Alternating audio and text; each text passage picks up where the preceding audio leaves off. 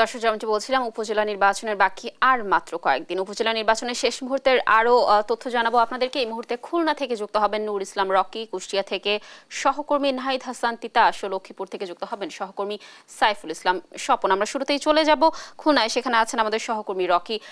Rocky, খুলনায় নির্বাচনী প্রচারণা কেমন জমে উঠেছে? কি বলছেন প্রার্থীরা, কি তথ্য রয়েছে জানাবেন। ধন্যবাদ কানিজ।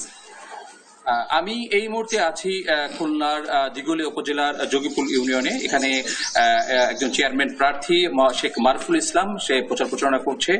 আসলে নির্বাচনের কিন্তু আর 2-1 দিন বাকি আছে। আপনারা জানেন 21 তারিখে দ্বিতীয় ধাপের নির্বাচন শুরু হচ্ছে খুলনার।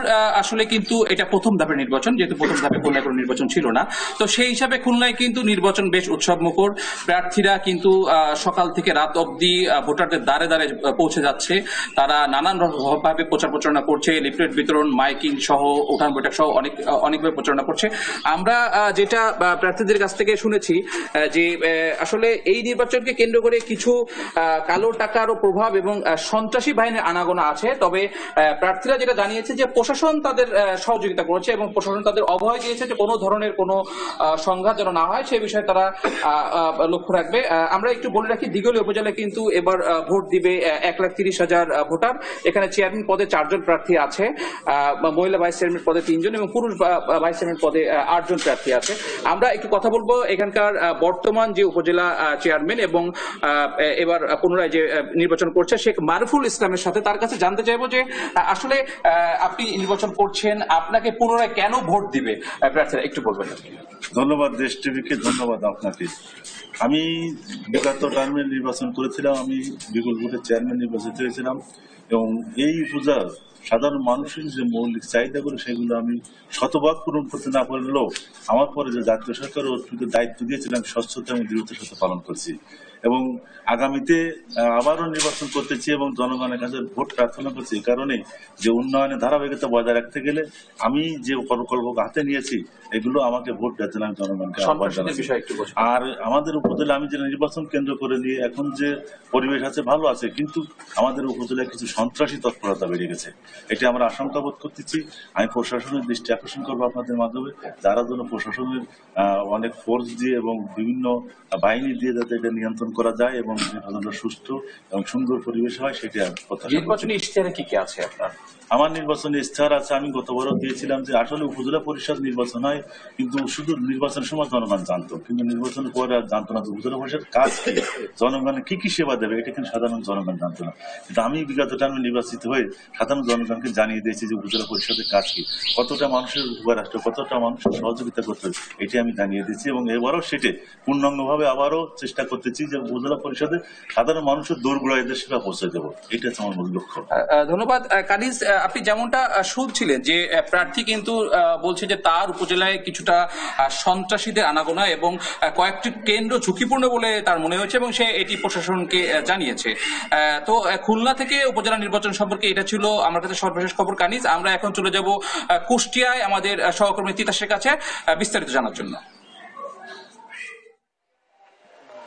ধন্যবাদ রকি। আসলে খুলনার মতো কুষ্টিয়াতেও দ্বিতীয় ধাপের যে উপজেলা নির্বাচন সেটি কিন্তু জমে উঠেছে, অর্থাৎ আর মাত্র একদিন, অর্থাৎ আগামীকাল রাত 12টায় শেষ হবে। কিন্তু প্রচারণা শেষ সময় এসে প্রার্থীরা প্রচারণায় ব্যস্ত সময় পার করছে। কুষ্টিয়ায় দ্বিতীয় ধাপে 4টি উপজেলা নির্বাচন হচ্ছে। 4টি উপজেলার মধ্যে 3টি উপজেলায় তেমন কোনো নির্বাচনী উত্তাপ না থাকলেও কিন্তু আমি রয়েছি কুষ্টিয়া মিরপুর উপজেলায়। এখানে কিন্তু প্রার্থীদের প্রচারণা এবং নানাবিধ অভিযোগের কারণে উত্তপ্ততা বিরাজ করছে রাজনীতির মাঠে। এই মিরপুর উপজেলায় মোট চেয়ারম্যান প্রার্থী 3 জন প্রতিদ্বন্দ্বিতা করছেন। একজন হচ্ছে উপজেলা আওয়ামী লীগের সভাপতি আব্দুল হালিম, তিনি হচ্ছে দোয়াত কলম প্রতীক নিয়ে নির্বাচন করছেন। এছাড়া সাংগঠনিক সম্পাদক রয়েছে উপজেলা আওয়ামী লীগের কামাল হোসেন, তিনি হচ্ছে আনারস প্রতীক নিয়ে নির্বাচন করছেন। এছাড়া আরেকজন শরীফুল ইসলাম মোটরসাইকেল প্রতীক নিয়ে নির্বাচন করছেন। তবে এই 3 জনের মধ্যে মূল যে প্রতিদ্বন্দ্বিতা হচ্ছে সেটি হচ্ছে উপজেলা আওয়ামী লীগের সভাপতি এবং যিনি দোয়াত কলম প্রতীক নিয়ে নির্বাচন করছেন এবং কামাল হোসেন যিনি সাংগঠনিক সম্পাদক উপজেলা আওয়ামী লীগের, তিনি আনারস প্রতীক নিয়ে নির্বাচন করছেন। অর্থাৎ এই মূল 2 জনের মধ্যেই কিন্তু মূল যে প্রতিদ্বন্দ্বিতা হচ্ছে। তবে এই উপজেলায় আমরা দেখেছি কিন্তু পাল্টা প্রার্থীদের অভিযোগ রয়েছে। আমার সাথে এখানে প্রচারণা রয়েছেন কামাল হোসেন, চেয়ারম্যান পদপ্রার্থী আনারস প্রতীক নিয়ে। আসলে আমি তার সাথে একটু কথা বলতে চাই, কেমন সাড়া পাচ্ছেন? আর তো প্রচারণার মাত্র একদিন সময় আছে, আর আসলে এই উপজেলায় আমরা শুনছি বিভিন্ন অভিযোগের কথা, আসলে কি বলবেন এ বিষয়ে? আসলে আমি 75% ভোট নিয়ে জয়লাভ করব। আমি বিভিন্ন জায়গায় আমি নির্বাচনে বাধাগ্রস্ত হচ্ছি এবং এলাকার মানুষ আমাকে খুব বলছে যে তুমি নির্বাচন করো বাবা, তুমি জিতে যাবা, তুমি খবরদার বসবে না, যত হুমকি দেখ না কেন তুমি বসবে না। তবে এলাকায় আমার পোস্টার টোস্টার কোনো কিছু থাকছে না, সব ছিঁড়ে ফেলছে। দেখেন কোনো পোস্টার টোস্টার নাই। কিন্তু আমি বলেছি পোস্টার ছিঁড়ে রাজনীতি হয় না, গণমানুষকে ভালোবাসলে রাজনীতি হয় বা ভোট পাওয়া যায়। জয়ের ব্যাপারে কতটা আশাবাদী এবং যদি জয়ী হন তাহলে কি প্রতিশ্রুতি দিচ্ছেন ভোট নেওয়ার জন্য? আমি প্রতিশ্রুতি দেওয়ার বা বলার কিছু নাই। সরকার যেভাবে আমাকে উন্নয়নের কাজ যেগুলো দেয় সেইগুলো আমি গরিব দুঃখী মানুষের মাঝে বিলাতন করব, এই আর কি।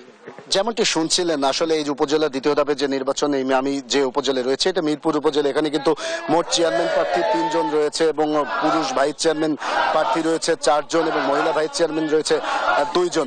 আসলে এক কথাই আর মাত্র একদিন বাকি আছে। আগামীকাল রাত 12টার সময় কিন্তু প্রচারণা শেষ হবে। শেষ সময়ে প্রার্থীরা ভোটারদের দ্বারে দ্বারে যাচ্ছেন এবং নানা প্রতিশ্রুতির মধ্য দিয়ে কিন্তু ভোট প্রার্থনা করছেন। আর এখানে প্রার্থীদের কিছুটা অভিযোগ রয়েছে, আপনি যেটি শুনছিলেন যে আসলে তাদের পোস্টার ছিঁড়ে ফেলা হচ্ছে। আসলে মূলত আপনি জানেন, আপনি শুনছিলেন যে এখানে কিন্তু 2 জন যে প্রার্থী রয়েছে 2 জনই কিন্তু আওয়ামী লীগ নেতা। এর কারণেই কিন্তু এই উপজেলায় নির্বাচনে কিছুটা উত্তপ্ততা বিরাজ করছে। কুষ্টিয়া মিরপুর উপজেলায় মোট ভোটার রয়েছে 2,80,360 জন। অর্থাৎ এই 21 তারিখের যে নির্বাচন 21শে মে, এই নির্বাচনে 2,80,360 জন ভোটারের যে প্রতিনিধি কে হবে সেটি আগামী 21শে মে বোঝা যাবে। এই ছিল কুষ্টিয়া থেকে আমার কাছে উপজেলা নির্বাচন নিয়ে সর্বশেষ খবর। আমি চলে যাচ্ছি লক্ষ্মীপুরে, সেখানে আরো উপজেলা খবর জানাবেন রয়েছেন সহকর্মী স্বপন। তিতাস, আপনি যেমনটি জানাচ্ছিলেন যে কুষ্টিয়া উপজেলা নির্বাচনের খবর, আমরা এই মুহূর্তে আছি লক্ষ্মীপুর সদর উপজেলা পার্বতীনগর ইউনিয়নের সোনাপুর গ্রামে। এখানে লক্ষ্মীপুরের 3য় ধাপে লক্ষ্মীপুর সদর উপজেলায় 29শে মে নির্বাচন অনুষ্ঠিত হবে। এই লক্ষ্মীপুর সদর উপজেলা বাংলাদেশের বৃহত্তর উপজেলাগুলোর মধ্যে একটি। এখানে 22টি ইউনিয়ন ও একটি পৌরসভা নিয়ে একটি সদর উপজেলা গঠিত। এই উপজেলা 13 তারিখে প্রতিবদ্ধ করা হয়েছে এবং 29শে মে নির্বাচন অনুষ্ঠিত হবে। এখানে একজন প্রার্থী একটি ইউনিয়নে একদিন করে নির্বাচনে পৌঁছানোর সুযোগ পাচ্ছে না। তো আমরা এই মুহূর্তে আছি যে লক্ষ্মীপুরে একজন প্রার্থী যিনি দুয়াত প্রতীক কলমে নির্বাচন করছে, আমরা কাপ পিরিজ প্রতীকে নির্বাচন করছে। আমরা তার কাছে জানতে চাবো যে আপনি যে নির্বাচন করছেন, আপনি 2 বারের চেয়ারম্যান ছিলেন, তো এই নির্বাচনে আপনার জনগণের কাছে কিরকম সাড়া পাচ্ছেন? আলহামদুলিল্লাহ, আমাদের 29 তারিখে দোয়াত কলমের নির্বাচনমুখী নিয়ে আমি কাপ পিরিজ প্রার্থী মার্কা নিয়ে আমি নির্বাচনমুখী হয়েছি। আমার ইনশাল্লাহ লক্ষ্মীপুরে আমাদের আওয়ামী লীগ সর্বপ্রথম হলো আওয়ামী লীগ ঐক্যবদ্ধ, আওয়ামী লীগ যুবলীগ ছাত্রলীগ ঐক্যবদ্ধ হয়ে আমার কাপ পিরিজ মার্কা নির্বাচনমুখী হয়েছে। আমি আশা করি দলমত নির্বিশেষে বিপুল ভোটে আমি এবার জয়লাভ করবো, কারণ আমি বিগত 10 বছর লক্ষ্মীপুরে মানুষের পাশে ছিলাম। উন্নয়নমূলক কর্মকাণ্ড আমি করার চেষ্টা করেছি। তবে বিগত দিনে এই লক্ষ্মীপুরে আমাদের এক স্বতন্ত্র এমপি অনুপস্থিত থাকার কারণে লক্ষ্মীপুরের মানুষ দীর্ঘদিন উন্নয়ন থেকে বঞ্চিত ছিল। এখন আমাদের সরকার দলীয় এমপি আছে, জেলা আওয়ামী লীগের সাধারণ সম্পাদক অ্যাডভোকেট নুরুদ্দিন চৌধুরী নয়ন এই আসনের এমপি। উনার নেতৃত্বে এবং উনার সাথে থেকে আগামী দিনে যে ইগুলো উন্নয়নমূলক কর্মকাণ্ড থেকে আমরা পিছিয়ে আছি, ইনশাল্লাহ অসমাপ্ত কাজগুলো সমাপ্ত করার জন্য আমি চেষ্টা করবো। এখানে তো 5 জন যে প্রার্থী সবাই আওয়ামী লীগের প্রার্থী, তো অন্য 4 প্রার্থীকে সমর্থন না দিয়ে আপনাকে কেন আওয়ামী লীগ সমর্থন দিচ্ছে এবং আপনি সেটা পাবেন বলে আশা করছেন? আমি লক্ষ্মীপুরে কলেজের সাবেক বিপি ছিলাম, ছাত্রলীগের সভাপতি ছিলাম, যুবলীগের যুগ্ম আহ্বায়ক ছিলাম, যুবলীগের সভাপতি ছিলাম, পরপর 2 বার যুবলীগের উপজেলা চেয়ারম্যান ছিলাম, বর্তমান জেলা আওয়ামী লীগের যুগ্ম সাধারণ সম্পাদক প্রস্তাবিত কমিটির। আমার বাবা লক্ষ্মীপুর জেলা আওয়ামী লীগের সাবেক সাধারণ সম্পাদক ছিলেন, পৌর আওয়ামী লীগের সভাপতি ছিলেন, থানা আওয়ামী লীগের সেক্রেটারি ছিলেন, সভাপতি ছিলেন। আমার মা দায়িত্ব ছিল আওয়ামী লীগের, আমার ভাই দায়িত্ব ছিল। আমরা দীর্ঘদিন এ দলের জন্য কারাবরণ করি। আমরা সুখে দুঃখে আওয়ামী লীগের সাথে ছিলাম এবং আমার বাবা 4 বার পৌরসভার 1 বার চেয়ারম্যান, 3 বার মেয়র ছিল। এই কারণে দলের নেতাকর্মীদের সাথে সুখে দুঃখে তায়ের পরিবার জড়িত। এটা এই অঞ্চলের মানুষ একটাই বলে, তায়ের পরিবারের সন্তান এসেছে ভোট করার জন্য, এই জন্য আওয়ামী লীগের নেতাকর্মীরা এখন আমার পাশে আছেন। আপনি নির্বাচিত হলে সদর উপজেলাবাসীর জন্য কি করবেন? আমার অসমাপ্ত কাজগুলো সমাপ্ত করব এবং সর্বপ্রথম লক্ষ্মীপুর যে বিভিন্ন জায়গায় যে লক্ষ্মীপুরকে সন্ত্রাস এলাকা হিসাবে চিহ্নিত করা হয়, এই lochypur আর সন্ত্রাস মুক্ত আছে ইনশাআল্লাহ এবং এটাও বিলিং করবে ইনশাআল্লাহ। ধন্যবাদ। সালাউদ্দিন টিপু তিনি জানাচ্ছিলেন যে তার নির্বাচনের খবর আমরা লাবণী আমরা লক্ষ্মীপুর সদর নির্বাচনের প্রচার খবর এ ছিল সর্বশেষ। ধন্যবাদ স্বপন, তিতাস এবং রকি আমাদের সাথে যুক্ত থাকার জন্য। দর্শক, যেমনটি বলছিলাম উপজেলা নির্বাচনের বাকি রয়েছে আর মাত্র কয়েকদিন, সে ব্যাপারে দেশের বিভিন্ন প্রান্ত থেকে নির্বাচনী প্রচারণার সর্বশেষ তথ্য জানাচ্ছিলেন আমাদের সহকর্মীরা।